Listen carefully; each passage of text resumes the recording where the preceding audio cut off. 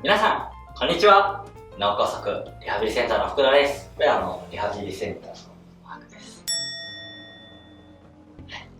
本日はですね、歩行についてお話をしていきたいと思います。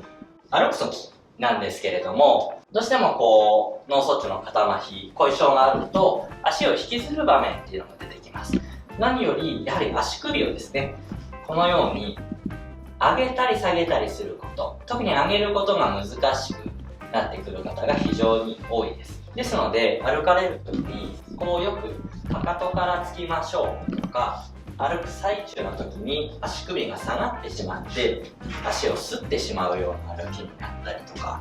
このようなことがよく起こります。こうすると危険なので、例えば装具などを使って足首を固定してしっかり歩きやすくするっていう練習方法もあります。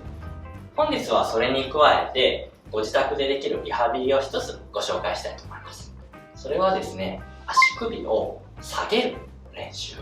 下げるためのストレッチについて紹介していきます。今の話で足首を上げることが難しいから上げる練習をすることっていうのは、おそらく今までのリハビリで結構されてきたことある方多いと思います。ただ実は上げることも大事なんですけれども、同じく逆に下げる動きも実は重要なんです。歩く時なんですけれども、左足を出そうとした時に足が浮いてきますね。浮いてきた時にそのまま足が垂れてると引きずっちゃうので、じゃあつま先上げようよっていうところですね。で、設置することによってより前に進みやすくなるし、足がつまずかなくなるっていうところで足の上げは重要。じゃあ足先下げるのってどんな時に使っているのなんですけれども、歩きの中で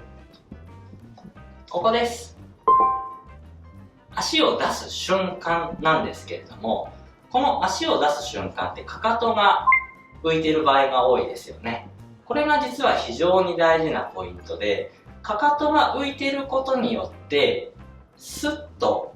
反対足に体重が乗った時の力が抜けて、このかかとを浮かしていた力がですね、実は膝の曲げる力に連動してつながってます。言い方を変えると、かかとを浮いて歩行できているとスッと膝の曲げがよく出ます。こうやって、これ大げさですけどね、膝の曲がりが強いとこうやって足すらないですよね。膝の曲がりが弱いと引きずっちゃいますよね。つまり足首自体の動きっていうよりかは、つま先を下に下げた状態の力が発揮できることによって膝が曲がりやすくなります。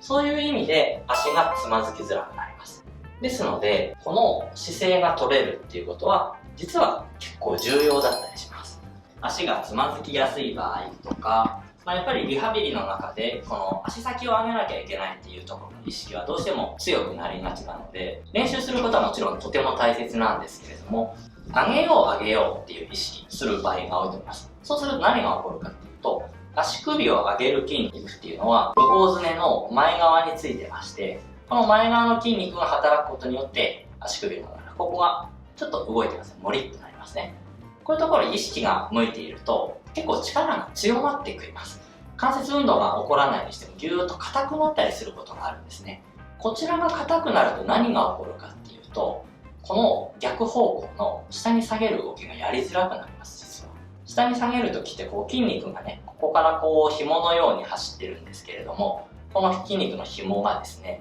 要は縮まってる状態、ギュッと縮まったままですと、下に下げたいのにここが縮まっているせいで下に行けないっていうことが起きるわけですね。で、下に下げる筋肉っていうのは裏はぎですね。こうするとここが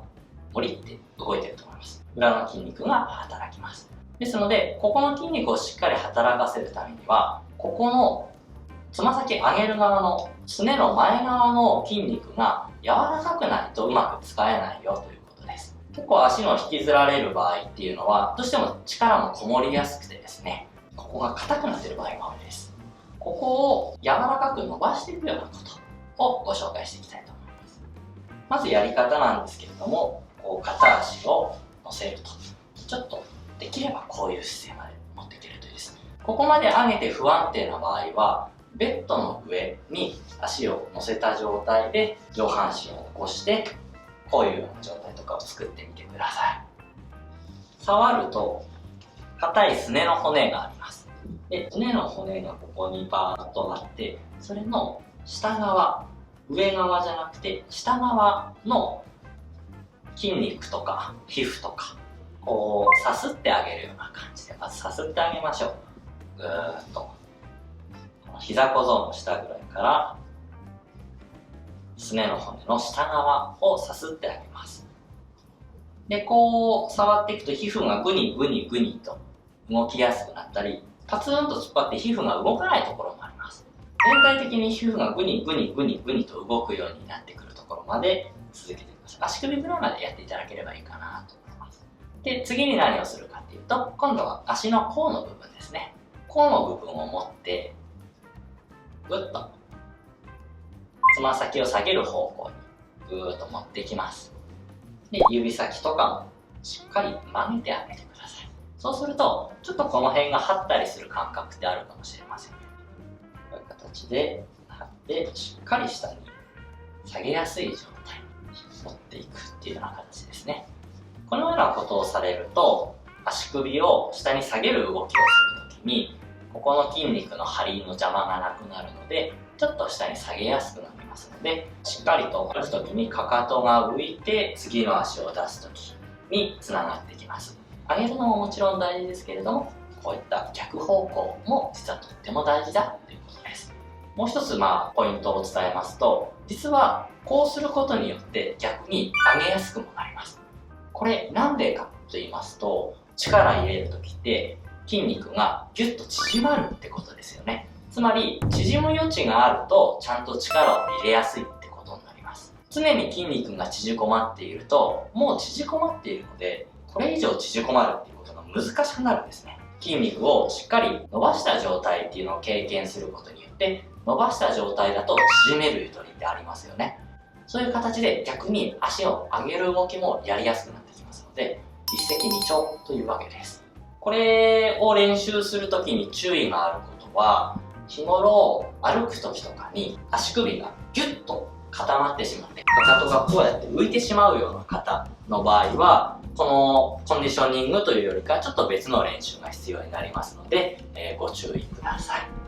歩き方、足を引きずっている場合に対して効果的なトレーニング、足のすねの前側の筋肉とか足首を下に下げるコンディション方法についてご紹介しました。ぜひ試していただけたらと思います。また、この動画で何かご質問がある場合は、下記のコメント欄に何でもお書きいただければと思います。本日もご視聴いただきありがとうございました。それではまたお会いしましょう。